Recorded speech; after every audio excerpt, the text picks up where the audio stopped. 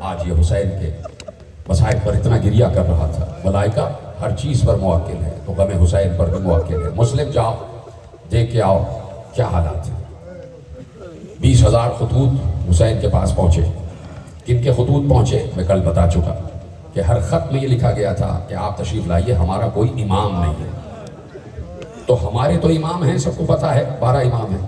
تو اگر ہم میں سے کسی نے خط لکھا ہوتا تو وہ یہ نہ کہتا کہ ہمارا کوئی امام نہیں ہے.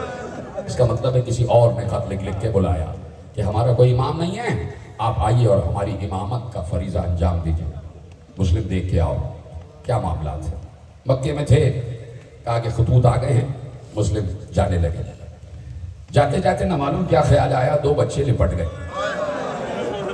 بابا ہمیں بھی ساتھ لے چلو. کہا اپنی اماں سے اجازت لے لو. ماں کیسے اجازت دیتی, لیکن چونکہ باپ کے ساتھ جا رہے ہیں, باپ جو شفقت کا مرقع ہوتا, ماں نے بادل ناخواستہ بچوں کو اجازت دے دی اور کہا میرے والی, میرے سرتاج, میرے بچوں کا خیال رکھیے. اجروں کو بدلنا. مسلم چلے گئے, بچے ساتھ ساتھ ہیں. کوفے پہنچ گئے. پورا ایک سفر ہے جناب مسلم کا جو بہت کٹھن سفر ہے, بڑا کڑا سفر ہے جو جناب مسلم نے مکے سے مدینے اور مدینے سے پھر کوفے کی طرف جو سفر کیا ہے. بیچ میں آندھیاں بھی آئی ہیں, بیچ میں بہت کڑے حالات سے سامنا ہوا ہے. صحرا سے گزر رہے ہیں, پیاس لگ رہی ہے, پانی کہیں ہے نہیں. جو ساتھ میں 2 رہبری کرنے والے, ساتھ دینے والے, جو جس کو آپ گائیڈ کہتے ہیں, وہ تھے, وہ راستے میں مر گئے. اور جناب مسلم نے سفر جاری رکھا. اتنے کڑے حالات سے گزرے. اب چونکہ سفارت کی منزل تھی تو جو آقا نے کہا وہ مسلم کو پورا کرنا تھا. ان تمام حالات سے نبردآزما ہوتے ہوئے کوفے پہنچ گئے. اطلاع مل گئی کہ سفیر حسین آ گیا. حسین کا سفیر آ گیا. لوگ جمع ہو گئے, بیعت ہونے لگ گئی. 18,000 لوگوں نے بیعت کی. دیکھ رہے ہیں سب حسین کی آمد کا انتظار کر رہے ہیں. مسلم خوش ہو گئے. ظاہری حالات پہ قدرت فیصلے کرتی ہے, ظاہری حالات. اس لیے کہ اس کو اگر میں سمجھاؤں تو یہ ہے کہ جب علی ابن ابی طالب کی بیعت ہو رہی تھی تو بیعت کرنے والوں میں ابن ملجم بھی تھا. تو مولا نے کہا تھا کہ تو بیعت تو کر رہا ہے لیکن تو میرا قاتل ہے. تو اس نے اسی وقت کہا, جیب سے خنجر نکال کے کہا مولا مجھے اسی وقت ذبح کر دیجیے, میں ایسا نہیں چاہتا. کہا دیکھو یہ تو ہو کے رہے گا, ہم ابھی تمہیں کیسے ذبح کر رہے ہیں, ابھی تو تم نے جرم کیا ہی نہیں. بغیر جرم کے کسی کو ذبح نہیں کرتے. تو انسان دیکھ کچھ رہا ہوتا ہے, پیچھے کچھ اور ہوتا ہے, اور وہ جو پیچھے ہو رہا ہوتا ہے وہ قدرت کی نگاہ دیکھ رہی ہوتی ہے. لیکن ظاہری معاملات پر قدرت فیصلے کرتی ہے. مسلم نے دیکھا 18,000 لوگوں نے بیعت کر دی. مسلم نے خوشی خوشی خط لکھ دیا, مولا کوفے کے حالات سازگار ہیں, لوگ آپ کے منتظر ہیں, کھیتیاں لہرا رہی ہیں, آپ تشریف لے آئیے. خط لے کے چلا گیا قاسم. اور یہاں پر یہ عالم کہ ابن زیاد ملعون داخل ہوا اور اس نے دارالامارہ پہ قبضہ کیا. اور جیسے ہی حالات سنے کہ 18,000 لوگوں نے بیعت کر دی, اپنی فوج کو طلب کیا اور کہا جس جس نے بیعت کی ہے ان کی فہرست مجھے چاہیے.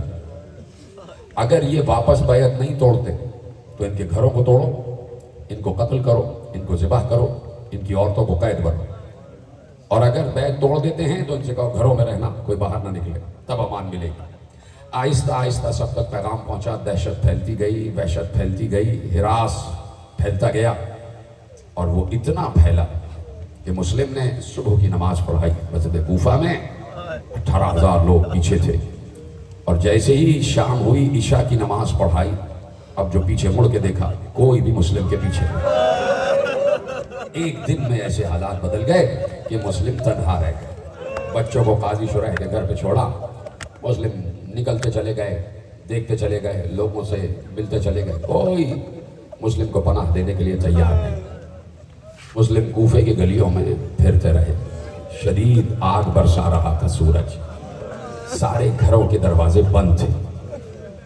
مسافر کو پیاس لگی, ایک دروازے پہ آ کے بیٹھ گئے. کچھ مناجات کرنے لگے. مسلم کی مناجات کی آواز صاحب خانہ تک پہنچی.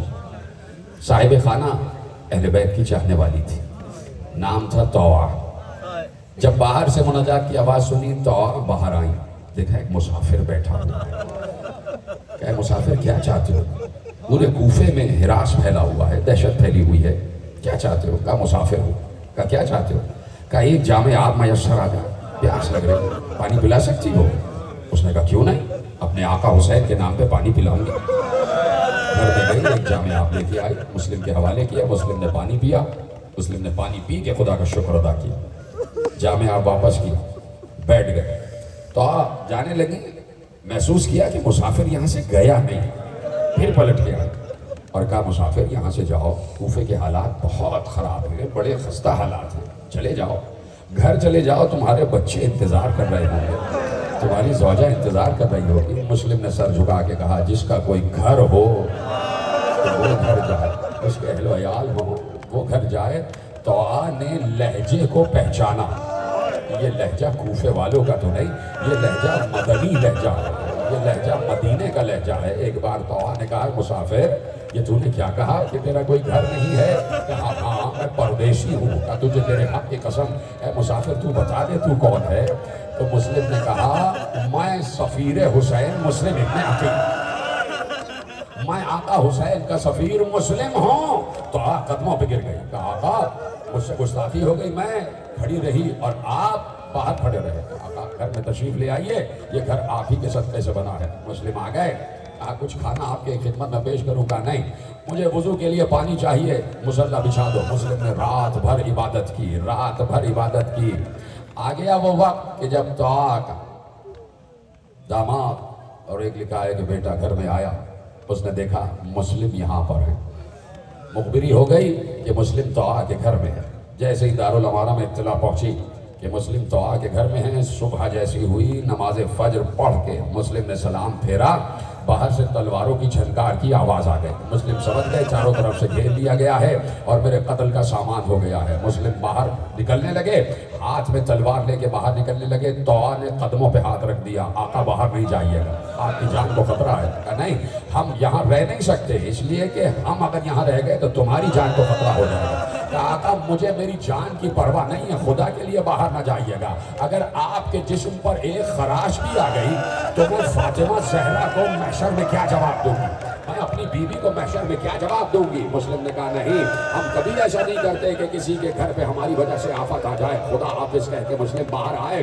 تلوار چلنا شروع ہو گئی، ختم ہو گئی تقریر۔ مسلم نے کوفے کی گلیوں کو لاشوں سے پر کر دیا، مسلم قابو میں نہیں آ رہے تھے۔ کہا یہ بنی ہاشم کا جوان ہے، یہ ایسے قابو میں نہیں آئے گا۔ ایک گڑھا کھودا گیا، اسے خس و خاشاک سے بھر دیا گیا، اس میں نیچے خنجر تیر تلوار رکھ دیے گئے۔ مسلم کو گھسیٹتے ہوئے دھکیلتے ہوئے حملہ کرتے ہوئے پیچھے کی طرف دھکیلتے ہوئے جیسے ہی مسلم اس گڑھے کی طرف بڑھے تو ایک بار مسلم گڑھے میں گر گئے، خسو خاشاک کو پار کرتے ہوئے گڑھے میں گر گئے۔ جب گڑھے میں گرے تو چاروں طرف سے اشکیاء نے گھیر لیا۔ اب مسلم پر پتھر مارے جا رہے تھے، نیزے چبھوئے جا رہے تھے، لاٹھیاں ماری جا رہی تھی۔ ارے اتنے پتھر مارے گئے کہ جب مسلم کو گڑھے سے باہر نکالا گیا تو مسلم کے دانت ٹوٹ چکے تھے، مسلم کے سر پہ زخم آ چکا تھا، مسلم کا پورا وجود زخموں سے لہو لہان تھا۔ مسلم کو رسیوں سے باندھ کر دارالامارہ میں لے کے آ گئے،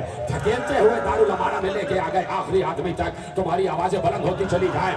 اب سارے معاملات چھوڑ دیے کہ جو کچھ بھی مسلم نے وصیت کی، جو کچھ بھی مسلم نے نصیحت کی، صرف ایک وصیت سنا دو۔ مسلم نے کہا ہے کوئی جو میری اس وصیت پہ عمل کرے؟ کیا وصیت ہے؟ حاکم نے پوچھا کیا وصیت ہے؟ ساری وصیتیں لکھوا دی۔ کہا ایک آخری وصیت یہ ہے کہ میں نے آقا حسین کو خط لکھ دیا تھا کہ مولا کوفے آ جائیے، خدا کے لیے میری طرف سے آقا حسین کو خط لکھو کہ مسلم کی طرف سے آقا حسین کو خط ہے کہ مولا اب کوفے نہ آئیے گا، اب کوفے نہ آئیے گا۔ جملہ سنو گے تمہیں چادر زہرا کا واسطہ اتنی بلند ہائے ہونی چاہیے کہ آسمانوں تک تمہاری ہائے پہنچ جائے۔ مسلم نے کہا آقا اب کوفے نہ آئیے گا، اور اگر آنے کا ارادہ کر ہی لیا ہے تو زینب کو ساتھ نہ لائیے گا، تو اہل حرم کو ساتھ نہ لائیے گا۔ کوفے والے بیعت سے پھر گئے ہیں، لے گئے مسلم کو دارالامارہ کی چھت پہ لے گئے، مسلم کو بٹھایا گیا۔ جلاد کی تلوار چلا ہی چاہتی تھی کہ ایک بار مسلم نے کہا رک جا، ایک لمحے کے لیے رک جا۔ مسلم نے دارالامارہ کی چھت سے نیچے دیکھا، ہزاروں لوگ تھے جو گلیوں میں آ جا رہے تھے، بازار کھلے ہوئے تھے، لوگوں کی گودیوں میں بچے تھے، اپنے بچوں کو عید کی تیاری کروا رہے تھے، عید کی تیاری کروا رہے تھے۔ ہمیشہ امت میں آل پر یہی ظلم کیا، نہ بڑی عید منانے دی نہ چھوٹی عید منانے دی۔ ایک بار مسلم نے اوپر سے نیچے مخاطب ہو کے کہا، اے اہل کوفہ، کل عید مناؤ گے؟ کل عید مناؤ گے؟ عید کی تیاریاں کر رہے ہو، تمہاری گودیوں میں چھوٹے چھوٹے بچے ہیں۔ وہیں سے بلند آواز سے کہا، تمہاری گودیوں میں چھوٹے چھوٹے بچے ہیں؟ میں تم سے کہنا چاہتا ہوں میرے ساتھ بھی 2 بچے آئے تھے۔ یہ کہہ کے مسلم نے ایک بار رخ کیا اس جانب کہ جہاں حسین ہو سکتے تھے، ایک بار منزل زبالہ کی طرف رخ کر کے مسلم نے اپنے ہاتھوں کو، بدے ہوئے ہاتھوں کو اٹھا کر کہا، السلام علیکہ یا ابا عبداللہ، السلام علیکہ یا ابا عبداللہ۔ ختم کر دی میں نے تقریر، ابھی تابوت برآمد ہوگا۔ حسین منزل زبالہ پر تھے، کرسی لگا کر بیٹھے ہوئے تھے۔ جیسے ہی ہوا کے دوش پر مسلم کا سلام پہنچا، حسین بے اختیار کھڑے ہو گئے اور وہیں سے آواز دی، وعلیکہ السلام یا اخی مسلم، اے میرے بھائی مسلم، تجھ پر بھی حسین کا سلام۔ عباس نے یہ آواز سنی، کیا سن رہے ہو؟ عباس نے یہ آواز سنی، ایک بار آقا کے سامنے گردن جھکا کر کہا، مولا کس کو جواب سلام دیا؟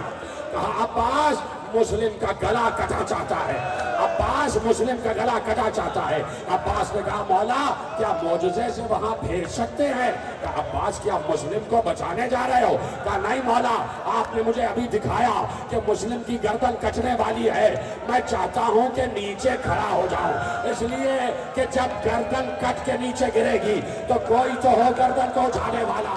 حسین نے کہا، ارے نیچے میری ماں